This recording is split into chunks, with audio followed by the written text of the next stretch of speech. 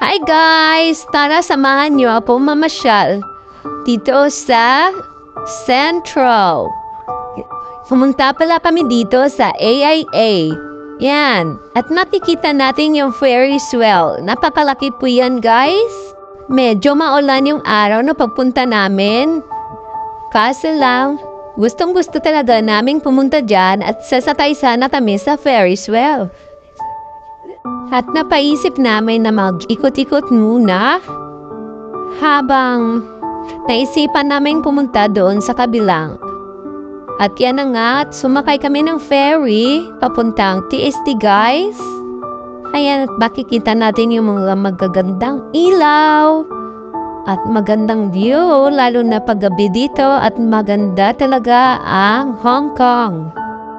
At habang tatawid tayo sa kabila, yan ang tinatawag nilang TST guys. At yan, naisipan ko ngang mag-picture muna at kumuha ng magandang view, lalo-lalo na may mga ilaw ang mga building na to.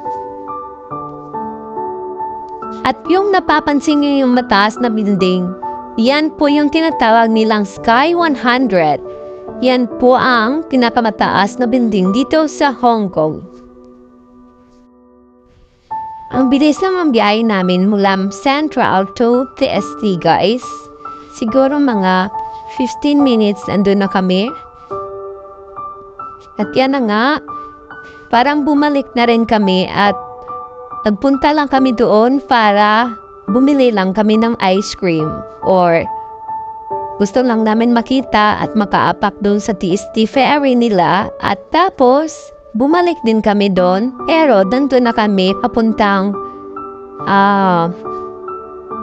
Wan Chai Ferry. At yan ang makikita nyo, parang nasa Australia lang kayo. Ayan guys, ang ganda diba?